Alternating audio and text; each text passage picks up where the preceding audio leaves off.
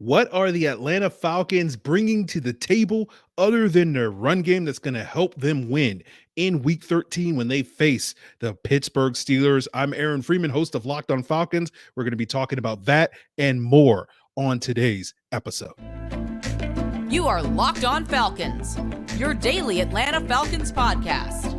Part of the Locked on Podcast Network, your team every day.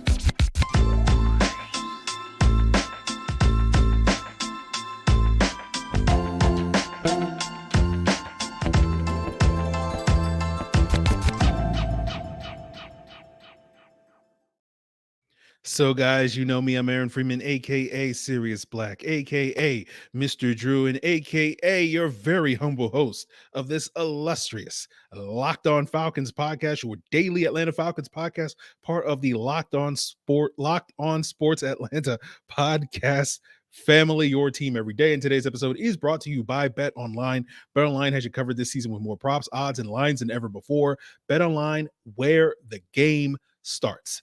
So today's episode, stepping in once again, usually we have Jarvis Davis on today's episode talk about key to victory. We'll get into sort of my key to victory being that potential X factor, but because I knew Jarvis wasn't going to be around this week, I invited another guest. That was Charles McDonald of Yahoo Sports. Charles was supposed to come on the show originally the Monday after the Bears game, and unfortunately scheduling conflicts forced us to punt that to today's episode, and unfortunately more scheduling conflicts forced us to punt that to potentially next week. So I won't make any promises, right? In the words of there's an old saying in Texas, maybe it's in Tennessee as well, fool me once, shame on. The point is I can't get fooled again. So we'll see what Charles is doing during the bye week, but hopefully we'll get a third time's the charm. And I'm sure some of you guys don't even understand that reference. You think it's a J. Cole song or something like that. But with that being said, we'll see what Charles does next week. And if he can get him on the podcast to get his thoughts on the Falcons season so far. But we'll just move forward talking about sort of the key to victory here. And to me, it's really based off of how much has this team evolved, right? Like if the Falcons are going to beat the Steelers, it's not going to be entirely hinged on their ability to run the football, right? And I talked about this on yesterday's crossover with Chris Carter of Locked on Steelers, talking about that sort of X factor. I touched upon this a little bit with Taditra Batiste when I was filling in for Jarvis earlier this week on ATL Day Ones, talking about sort of an X factor with the running game, beyond the running game with, the Falcons have to bring something else to the table other than their running game in order to win. And I think that's really been their problem these last couple of weeks, that when you've seen this team really struggle to do anything else, whether that's throwing the football, whether that's playing good defense, getting those big plays on special teams, like we saw the CP kickoff return, I think was a big part of why they were able to beat the Bears in that game. Now we of course know that if the Falcons can't run the football effectively, given some of the other concerns elsewhere on the roster, they're going to be dead in the water this week. But, I think running the football has been, or not being able to run the football has basically been a non-issue all year long. Now, certainly it's still going to be a challenge going up against a formidable Pittsburgh defense and front. Pittsburgh is 8th in Football Outsiders rush defensive DVOA this year. But last week, Washington was 4th, and the Falcons really had no problems running the ball against them. Earlier this season, San Francisco was number 1 at that time. I think they're currently number 2 in Football Outsiders DVOA ranking. So it's never been about can they run the ball. You got to bring something else to the table. So I think based off of their overall body of work, they should have an effective running game. And whether it's a dominant running game remains to be seen. But there's little reason to think they won't be able to run the ball effectively against the Steelers. But as I said, like it's about what else do you bring to the table other than just being able to run the football? Because, we see a lot of teams around the league that can run the football, almost or nearly as effectively as the Falcons. The Raiders, the Packers are good running offenses, but they're also struggling teams because they don't really do a whole lot else other than that. And I think you have to bring something else beyond the running game. That's part of the reason why running the football has fallen out of favor, over the last couple of decades here in the NFL, because it is valuable. Don't get me wrong, but if that's all you're really bringing to the table, like that's not going to lead to you being a dominant offense, right? Those are always going to be part of the reason why all these games come down to the final possession, because, running the football is not conducive to you scoring like 30 or 40 points in a game. and that's part of the reason why, this Falcons offense, despite, some metrics and some rankings, isn't, quite that top 5, top 10 type of offense. I'm sure many of you guys would be surprised to learn that they're like ranked in the top 5 or 6 or whatever they are now, in terms of scoring offense. That maybe they've fallen by the wayside a little bit due to the struggles the last couple of weeks. But that's sort of getting to what we're sort of talking about. And we know the defense is a work in progress. We know that, they're just basically trying to tread water until we get to the offseason where we can make some significant investments there. But we've been talking for, 6+ weeks, really, since that 49ers game. Can they bring anything else to the table? Can they evolve their passing attack other than just simply being this run team? And I think that's a big reason why, so many like myself, included, are clamoring for Desmond Ridder, because it feels like this evolution. And I do think Marcus Mariota is a better quarterback today than he was earlier in the season, certainly in the month of September.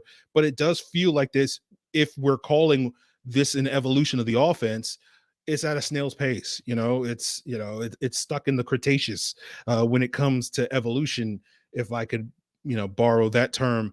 It just feels like they're not moving at the pace they need to move at, to get to a point later this season where hopefully they are winning games down the stretch and potentially playing meaningful games in January. So we'll have to sort of see. And I'm hoping that this week we'll see glimpses of it. Again, I'm not expecting Mario to come out here and light up the world, and throwing the ball 30 times for, 275, 290 yards and 3 touchdowns. Not expecting any of that. But can you be efficient?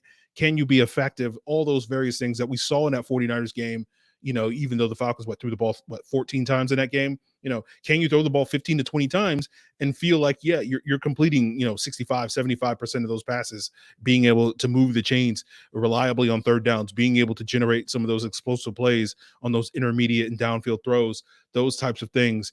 And, can this offense give us, something positive, this passing attack, give us something positive to chew on, as we head into the bye week. So that to me is kind of my key to victory.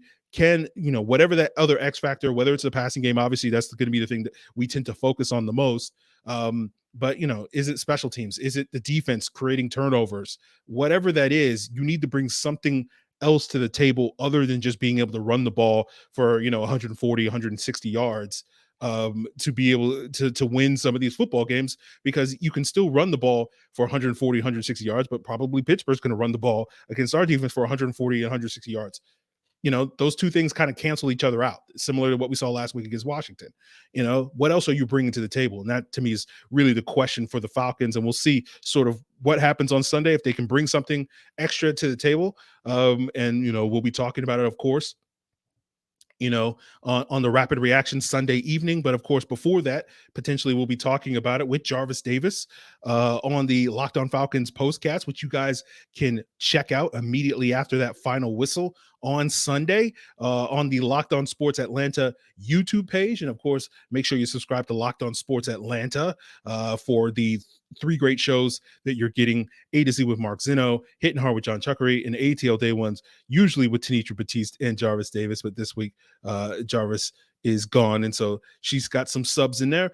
But, all of those people are breaking down not just the Falcons, but the local sports teams, the Hawks, the Braves, Georgia, all that stuff and more, Georgia Tech, all that stuff and more on Locked On Sports Atlanta, which you can find wherever you get your podcasts. Now, guys, I want to tell you about a word from our sponsor, betonline.net, the #1 source for your sports betting info, stats, news, and analysis. And since I know you guys love listening to the podcast, you can find those as well at betonline.net. And if you're looking for this weekend's line between the Falcons and Steelers, of course, the Falcons still remain 1-point favorites in this game. And whether you want to take up those odds and find the latest trends, you can find that for not only the NFL, but all and every professional and amateur league out there, from football to basketball to soccer to esports. They've got you covered at betonline.net. So head to the website today and use your mobile device to learn more. BetOnline, where the game starts. And guys, thank you for making Locked On Falcons your first listen each and every day. And of course, check out Locked On Sports today for your second listen. You're getting the biggest stories, go beyond the scoreboard, behind the scenes, and get those insights from all the local experts that only Locked On can provide, on a variety of sports on Locked On Sports today. Subscribe to it on YouTube or wherever you get your podcasts. Now I want to talk a little bit more about this Week 13 matchup and talk about another key matchup. And, this late in the week, it's brought us up a couple of times now. I don't know who's going to start at left guard this weekend for the Falcons. I'm assuming it's going to be Colby Gossett just because Chuma Edogu on Thursday was downgraded. He was limited in practice with I think a knee injury, and then was out for practice on Thursday. So it doesn't sound like he's going to get the start this weekend. Elijah Wilkinson, Jalen Mayfield, both coming back from IR, but it sounds like Elijah Wilkinson's probably not going to be ready to go until after the bye week. So maybe we'll see him against the Saints in week 15.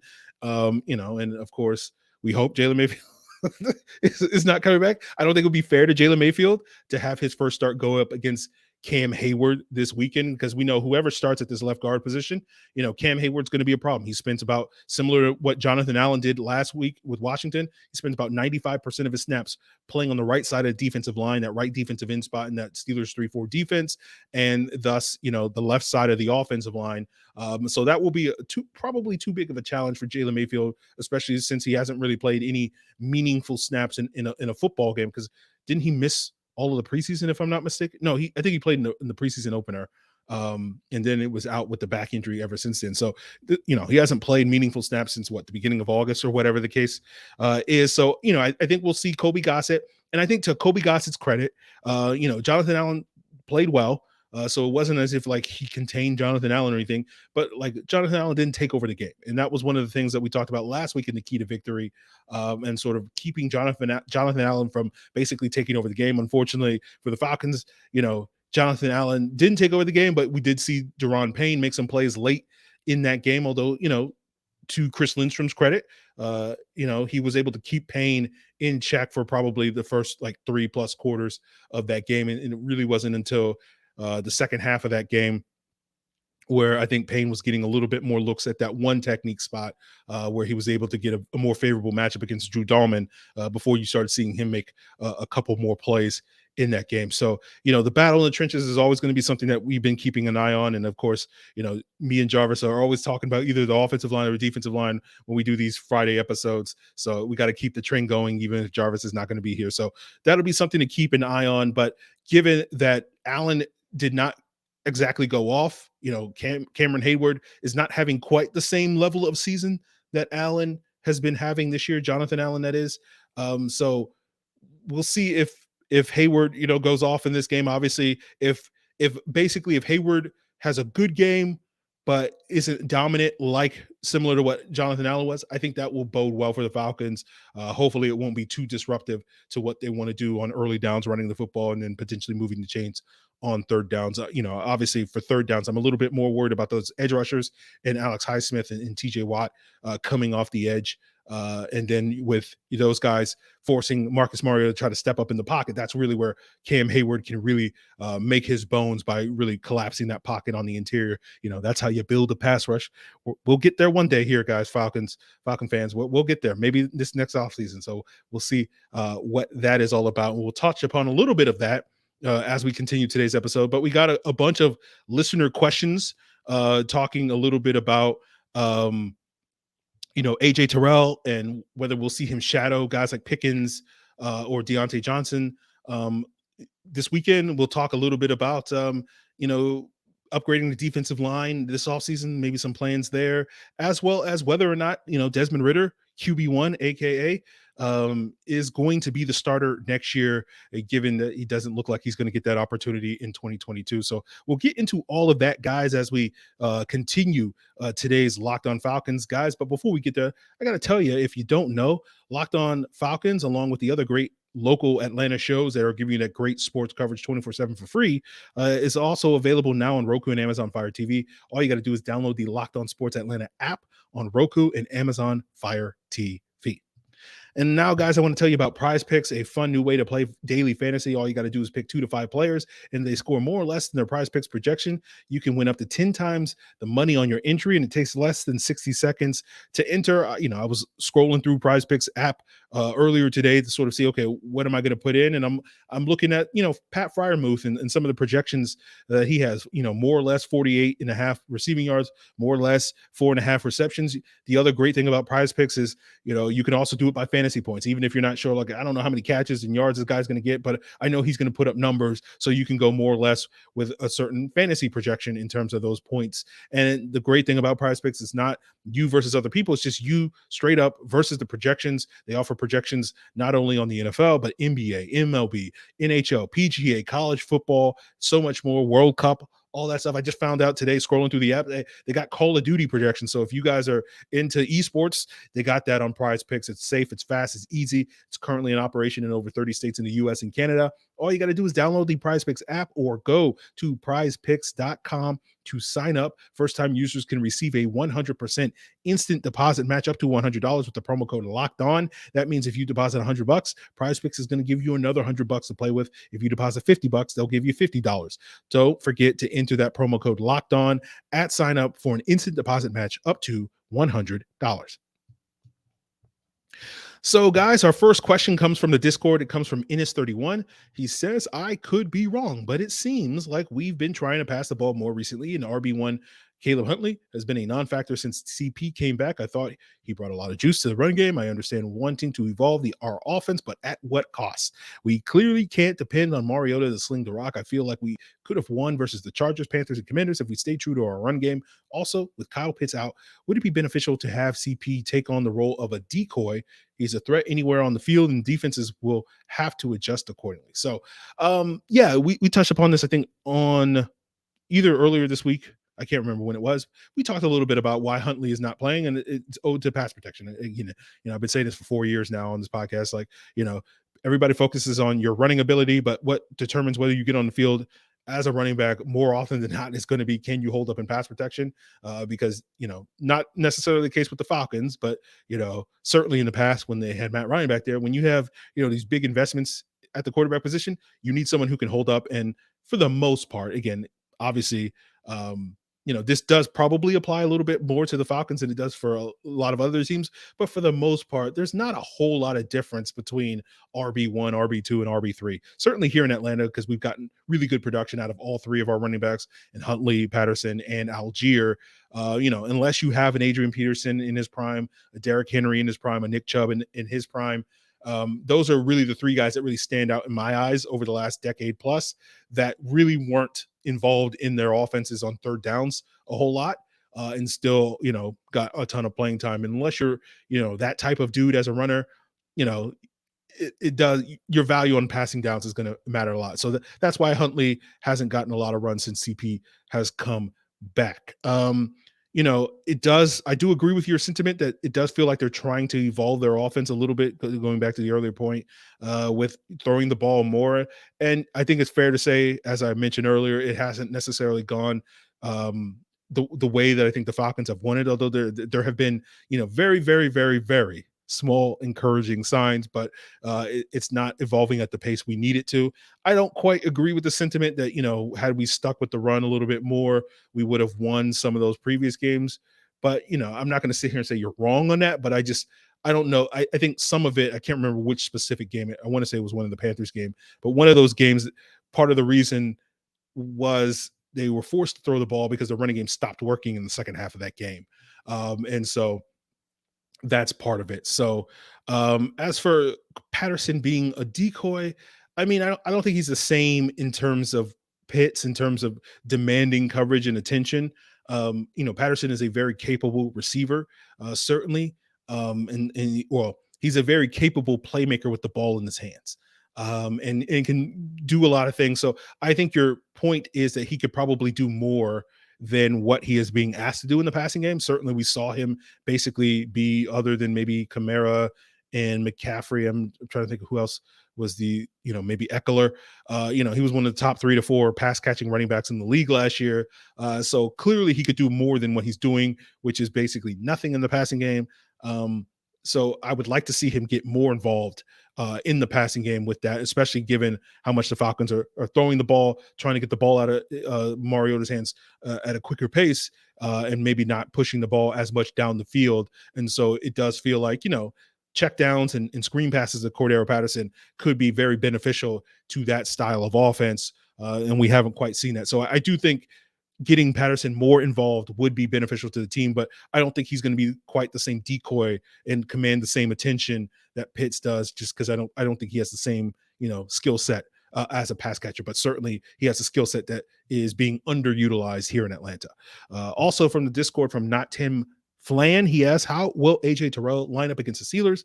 Will he shadow Pickens or Diontae Johnson? I have Pickens in fantasy, and I hope he has a big day.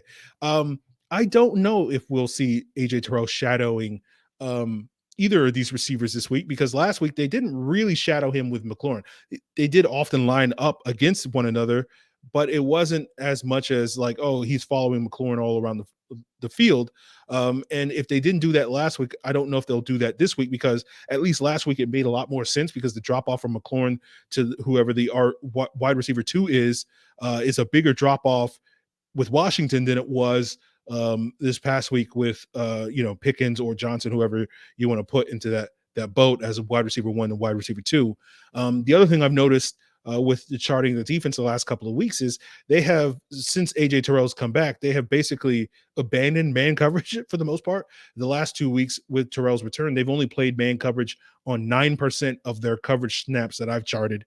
And that compares to the first 5 games of the season when they had Casey Heyward healthy. There was about 36% of their defensive snaps were man coverage during those first couple of weeks, which is a healthy number. I would say, league average. I heard earlier this season that man coverage is down in general across the league, but league average in previous years was usually about 35%, somewhere in that range. So 36% would be right around there.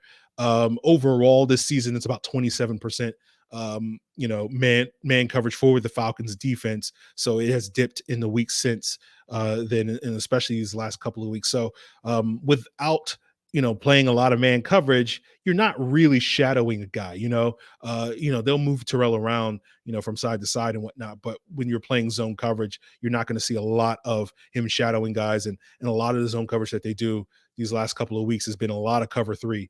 So he's covering these guys down the field, but you're not necessarily asking him to stick with those guys across the league. So across the field. So I don't expect it, but then again, Dean Pease, being Dean Pease, can completely throw a curveball. It wouldn't be the first time, probably won't be the last time that I come on this podcast and say, I don't expect them to do this. And then they do the exact opposite.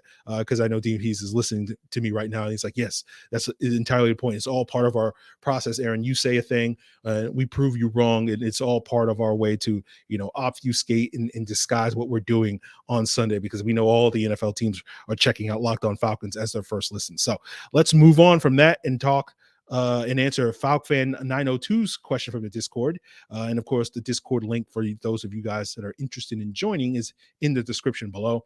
But FalcFan 902 asks, missed it for this week, but maybe, just maybe, I'll get answered. So it's your lucky day, FalcFan 902.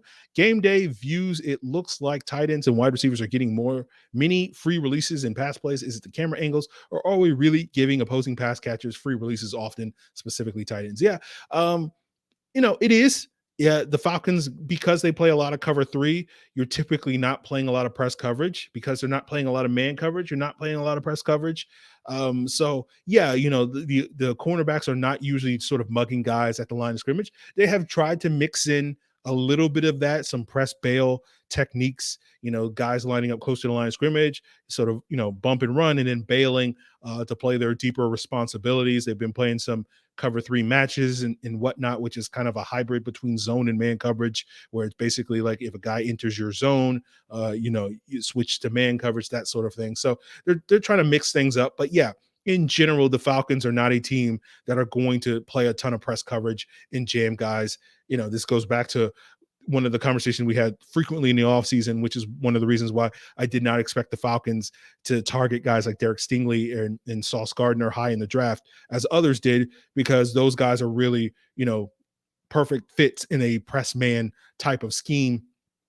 And that's not really just sort of how the Falcons have generally wanted to play. They like to be versatile, but as I mentioned earlier, they tend to rely, certainly in the last couple of games, more on zone stuff and keeping things in front of them. And again, it goes back to the conversation we've had many times on this podcast that they play a bend but don't break style of defense, much to the chagrin of a lot of fans, just because they're trying to win games and they know they given how they play on offense with a lot of running the football with intermittent passing, they're not going to be a team that's going to be able to reliably go out there and be like, yeah, we can score 27, 28 points against any defense. It's like, yeah, look, we're going to get in that sweet spot between like 20 and 24 points almost every single week. And, in order for us to play the style of football that we want to play with, which is leaning on the running game, we can't fall into holes. So they play a lot of bend but don't break defense. They try to, force teams to have to convert on third downs, which teams have done very successfully. But generally speaking, to the Falcons' defensive credit, they have been generally good in the red zone. It's been probably a little rougher the last couple of weeks, but there was a stretch of games of like 6 weeks, from like week 3 to week 9, where they were like a top 10 red zone defense over that span of games. I don't know the exact weeks, but don't quote me on that. But I remember doing the research somewhere around like week 8, week 9, somewhere around there, where they were like legitimately a top 10 defense over like a 6-week span in terms of red zone. So that's just kind of how they're going to play. So I know that's not the style of play that a lot of people want them to play, but that's just going to be how it is. We have a YouTube comment from Loso B. He says, how do you feel about the D-line in the absence of Graham?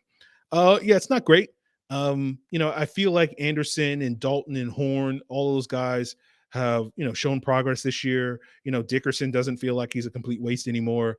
But like, you're not going to get the same value that you're getting out of Taquan Graham. And you're just kind of hoping that you're treading water there. And, this goes back to a conversation I think we had earlier this week about sort of, I think we talked about it. Was it yesterday no, it was on the All 22. So it was Wednesday, talking about how like, Ogundeji and Abdullah Anderson are really back in rotational guys, but they're kind of like in the middle, they're at the 5-6 spot in terms of your rotation when they should be like the 8-9 spot.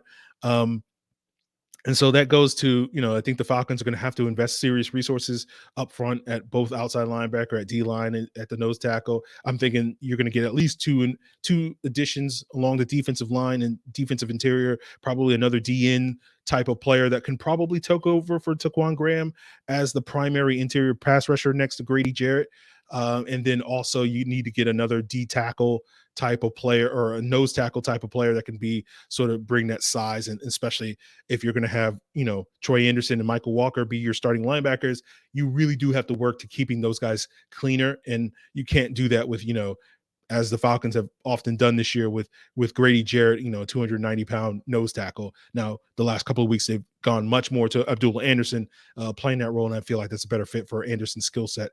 He's more that wide body, hold the point of attack type of guy, but obviously he's not the ideal option in that situation. So the D-line, they're doing the best they can with sort of, frankly, no offense to those guys, because, I already made enemies with Anthony Rush. So I don't want him to have any allies in that Falcons locker room that are going to come and show up one day on my doorstep and beat the crap out of me. But, they're not dealing with guys that are, super coveted. Jalen Dalton was kind of a journeyman guy that bounced around the practice squad. The same thing with Abdullah Anderson. Matt Dickerson's kind of been a back-end rotational player that's barely played the last couple of years, and Timmy Horn's an undrafted free agent. So you're not dealing with premium talents at that position group. So we'll see what the Falcons do. But, given relatively low expectations, I think the D-line group is doing an okay job. But, compared to what they need to be doing in order for this defense to be good, it's not great.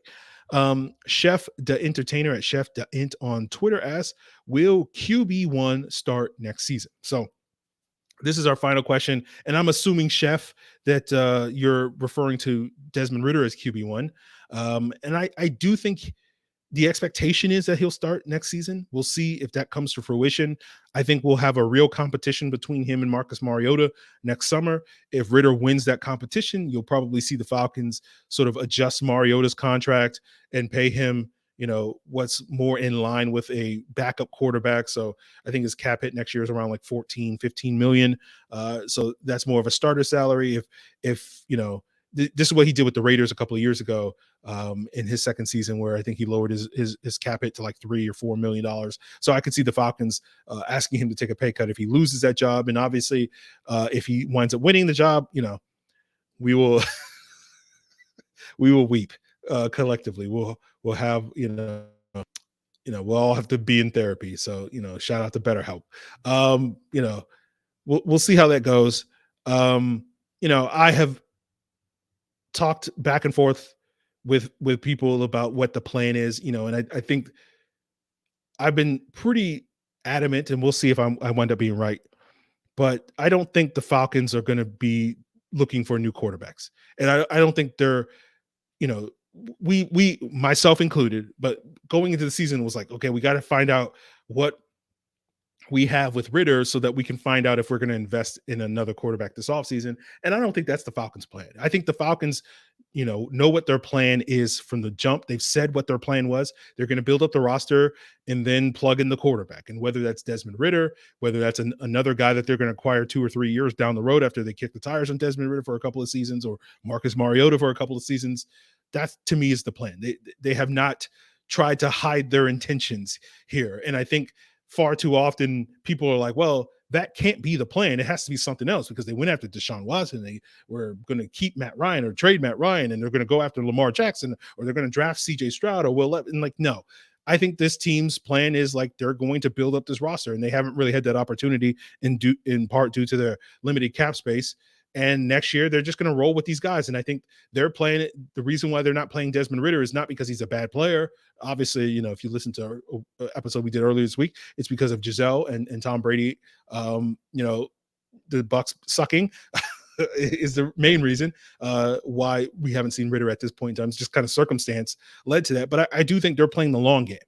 And, I could say more on that, but, it would just, we will get more into it probably later this season as things unfold, to see if they are legitimately remain in playoff contention, and certainly this offseason to sort of see what their plan is. But I have been fairly convinced over the last couple of months that, there's no need to panic. This is all part of their plan. Whether you think it's a good plan or not is certainly up to the individual. There are certain days where I wake up and I'm like, I don't love this plan.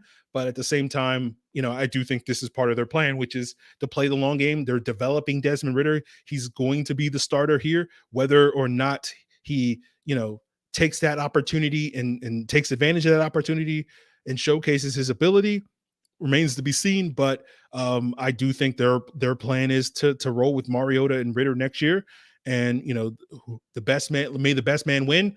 And if that guy winds up, evolving the offense beyond where it is today, then, that guy's going to be their quarterback for, at least the short term. Whether, he's still going to be around here 3, 4, 5 years down the road will depend on a lot of factors that are unknown at this time. So that's kind of where I'm at. I think there's been a lot of discussion that the Falcons are going to be back in the quarterback market this offseason, whether that's Lamar Jackson. I've heard, people throw around the names like Derek Carr and Ryan Tannehill.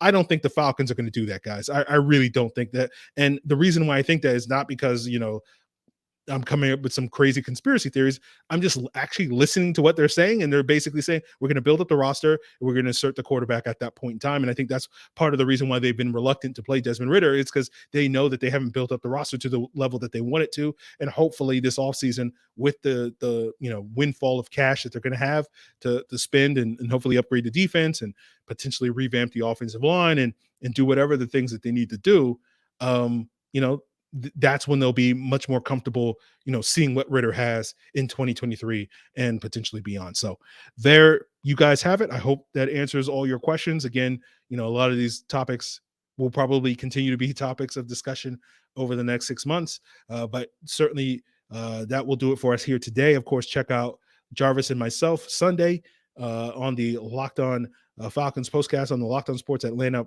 podcast. Again, thank you guys for making Locked On Falcons your first listen.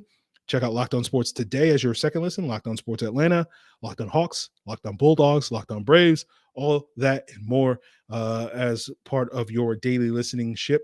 And next week, we'll have some guests on. We'll talk bye week stuff. We'll look back at the season as a whole. What's left to be played for. Hopefully, we won't be, sad and lonely coming off of the heels of a loss against the Steelers team, and everybody feeling like, oh, the season's over and whatnot. And even though, I got the feeling the Bucs are going to lose to the Saints this weekend, and so regardless of the result of this game, it's not going to be over. Every time, right? I think I'm out. They pull me back in, to quote the great Anthony Corleone. But we'll see how that plays out, guys. Really appreciate you checking us out. Hope you have a great weekend. Till then.